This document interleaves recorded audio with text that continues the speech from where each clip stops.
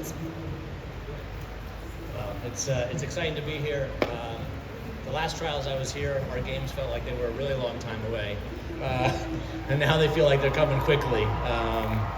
But exciting to be here.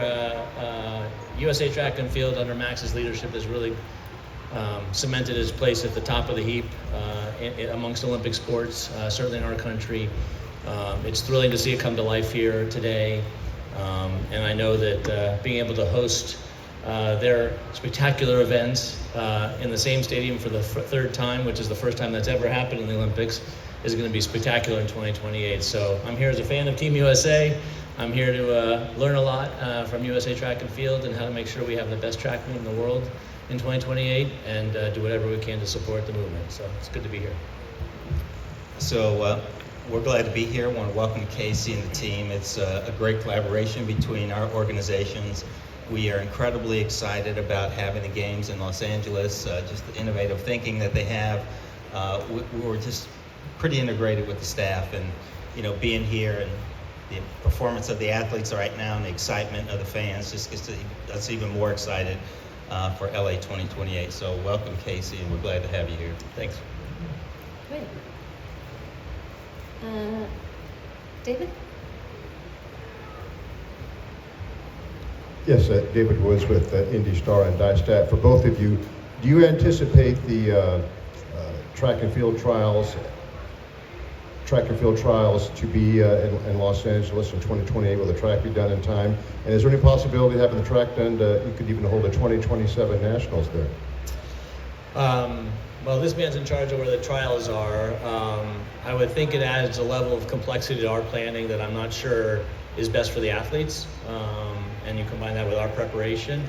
I would say 2027 is probably unlikely, especially given things like USC football and other things that happen at the Coliseum.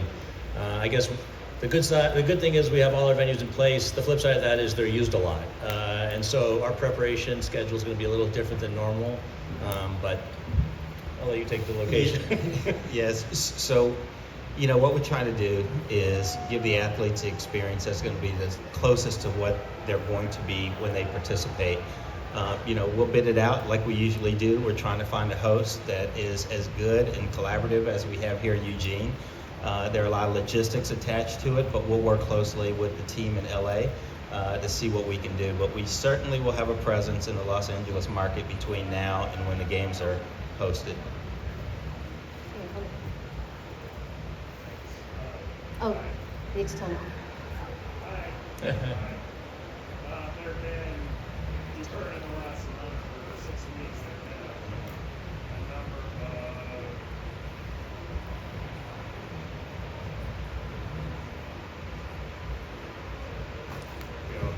There have been 2 or 3 initiatives that try to pump more money into track and field. I don't need to go through them all, but I wanted to get your reaction to that, and also maybe just your general thoughts about the need, we've talked about this before, for track and field to kind of be a primetime sport in the U.S. heading into the LA games. Well, I'll start with the position of I think the entirety of our Olympic movement needs more financial support from every perspective. And given the state of college athletics, I'm concerned about the future of frankly, non-football college sports, because it's in many cases where our athletes come from. And so anything LA 28 can do to support the initiatives of the NGBs in this country so that we can continue to develop and train and produce the greatest athletes in the world is something that's going to be important to us. The other thing I would say is I think the greatest financial benefit for American athletes will be the financial success of LA 28, which will go to the movement in the broadest sense. And look, athletics is our primetime event, and so it's one of the things we're really excited about is that we flipped the schedule, and so we're starting off with a bang. That's Saturday night. We're going to have world-class athletics at the Coliseum the first day after opening ceremonies. That hasn't happened in a long time, and I think it's going to really create a lot of energy and excitement. Not that it doesn't have it when it's the second week, but starting off with athletics is going to be really awesome. Yeah, so we're incredibly excited about the interest in investing in the sport. We've been working closely with all of the promoters and the organizers with the events, and we're continuing to have those discussions. I think when you see some of the mainstream presence, the celebrities that are here, the way some of our athletes are transcending track and field in terms of the fans, I think it's a unique time. We had this glide path from the World Championships here leading into LA. I think it does nothing but heighten the profile of the sport. We're going to try to capitalize on that excitement and momentum to build the stories around our athletes. So we're really excited about the new initiatives in the sport, and we're going to support them however we can as a federation. Great, thank you.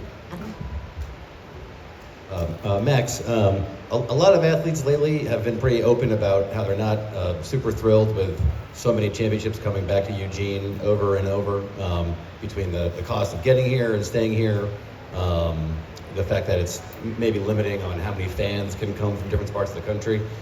Could USATF do more to move some of the major championships domestically around and give more fans a chance to travel to see them? Yeah, so we've been working really diligently to cultivate partnerships in markets across the country. You know, the New York Grand Prix, the LA Grand Prix are examples of what we've been doing. Our Bermuda Grand Prix. I think that it's difficult to find a partner that is as collaborative, knowledgeable, and the fan base that supports the sport as Eugene. We all understand the logistical challenges, but if you look at the financial support that the Federation has given with coaches travel and athlete travel, we try to offset that, but we're highly sensitive to that.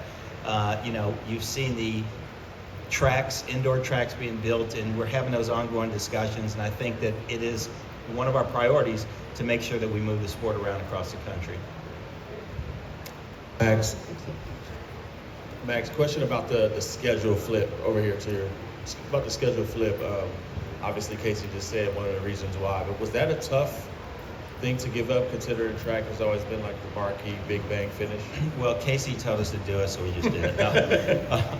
The fact of the matter is, I think there was, and Casey can answer this, a lot of thought, a lot of research that went into it to make sure that everyone benefited from it, from opening it up. I won't, but as a federation, along with our federation, World Athletics, we're incredibly supportive, and I think everything from the planning to the data backs that up. No question. I mean, there's a lot of research. Oftentimes, more than not, I would say the first week is actually more viewed than the second week. So what an opportunity to showcase athletics. I think the other thing we committed to, which is important, is we'll keep the tradition of the marathon ending on the last day as is, so that what is a very traditional part of the Olympics will maintain. Don't worry, Scott, we'll get to you. I got one reporter I know here, so we're good. Question for Max here. So, curious what your thoughts are on the health of track and field as a whole, as obviously we're here at Olympic trials and we have many stars who are going to be competing at the Olympics, but there's still an overwhelming amount of athletes who are unsponsored, who are struggling to make a living through track and field, and even outside of the Olympics, through the other 3 years, right, we don't have that spotlight. So what would you say is the health of the sport? Yeah, I think that we're going to present some data. Viewership continues to increase around the sport. I do think, again, the momentum of having the games in the States here will help us heighten profile. As a federation, we have good commercial engagement. We are working incredibly hard, again, to help build the brands of the athletes. And as you see with people coming into sport with these new events and initiatives, I think that there's interest. We look at healthy sustainability of the sport. We look at really developing some of the markets and really maximizing the distribution platforms to promote the sport. So I would say that, the indicators that the general public may not see are pretty strong, and they're showing an uptick. So we're pretty optimistic about what we can do between Paris and Los Angeles to continue that trend. Okay, Scott Reed from the Orange County Register. Casey, what are the complexities of having the trials? And for Max, if LA can't hold the trials in 28, how do you avoid coming back here? Avoid's a poor choice of words. So how do you avoid coming back here when nobody else wants it or can put it on? Well, sort of back into what I said, Scott. Obviously a lot goes on at the Coliseum. The temporary track is actually the most both expensive and probably complicated thing we actually have to build because the track has gone from after the '94 earthquake. So we have to put a world-class facility back in, and that is a truly complicated thing. The other thing is it's also where closing ceremony is going to be. So the operational stress is probably would take away from the athletes. That's not my decision to make, but that would be my concern, is that we can't give them, for what is essentially a 10-day event here, the right environment and the right clarity and the right simplicity to compete to make their Olympic team that they should have. And so I think in most cases test events are a thing of the past for most Olympics because they frankly add a lot of complexity and cost in general, not specific to track. And so that's for us is the complexity that exists. Yeah, and so I'd like to phrase it a little bit different, rather than avoiding coming back here because they've been great partners of ours. I think that we've been on this journey anticipating the games being here in LA for some time. We've talked to our partners here about an intentional approach to try to cultivate a relationship and to make sure the most important thing is that our athletes are supported in a way that reflects the hard work and commitment that they have competing. So we've already started conversations with the team, both in LA and across the country, about the importance of having an amazing Olympic trials leading up to LA. So it is not a foregone conclusion that it will be back here in Eugene, and we're doing everything that we can to create that atmosphere and experience for athletes to be ready to compete in LA in 28.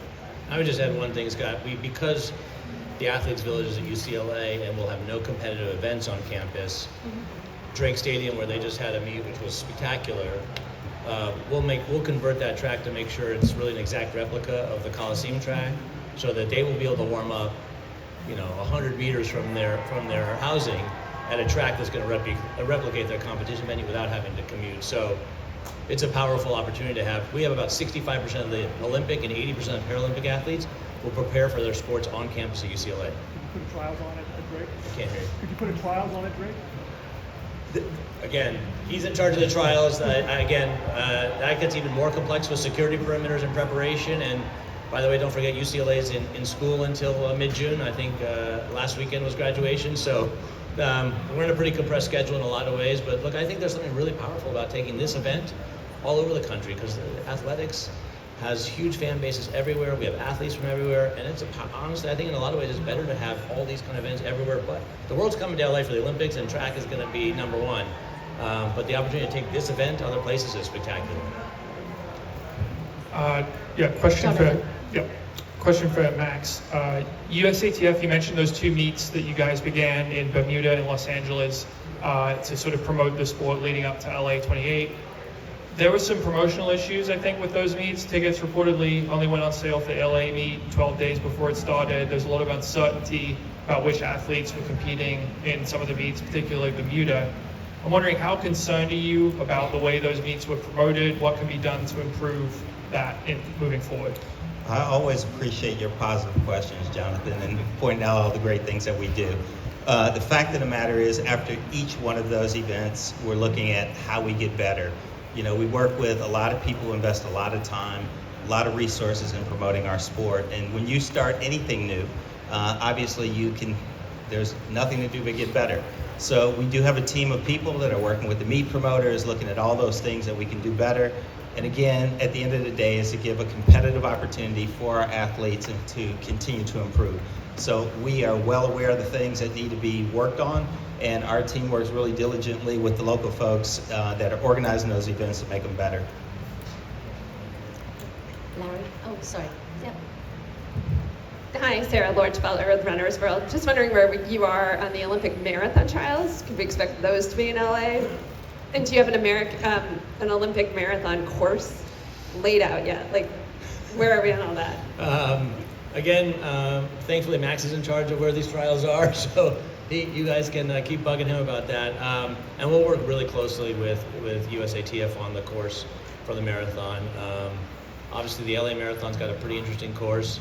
The complexity is it bifurcates the city, and that's complicated to do during Olympics.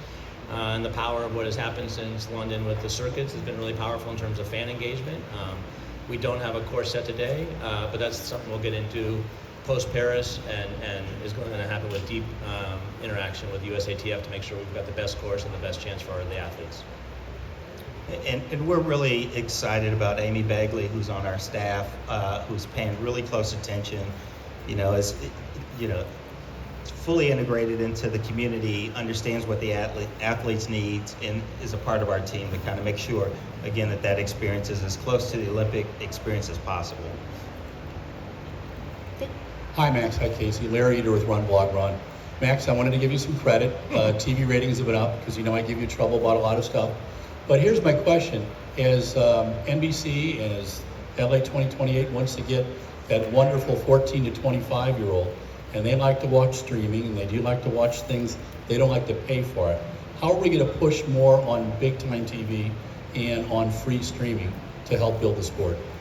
Yeah, so we're pretty excited that we are near conclusion of the first phase of our content strategy. The creation of the content lounge, things that we're trying to do to understand the demographic, the consumer habits of our fans. And so we are looking at that very carefully. We've been working really closely with our media deal with NBA and keeping open the opportunity to have our product available to the consumers. And once again, I think, you get to see, even with the social media following of a lot of our athletes growing and the personalities that are transcending, the pure track and field fan, we're pretty excited about the potential. And so we're bringing in, the subject matter experts within the sport. We're bringing in entertainment folks that understand pop culture, and we're going to continue to push that through. I would just add, look, everyone has aligned interests here. Believe me, NBC wants as many people to watch all of the Olympics as possible, and clearly consumer habits have changed dramatically by age group. I don't think at our age group it hasn't changed a whole lot, and for our kids it's changed dramatically. And so I think Paris you'll start to see a pretty meaningful movement, and LA even a greater movement towards different ways to consume the Olympics, not even just on linear and streaming, but digital and social media through athlete channels. There's going to be a lot more accessibility because it's in everyone's interest for as many people to engage with and get excited about the Olympics, and we have to be where the fans are.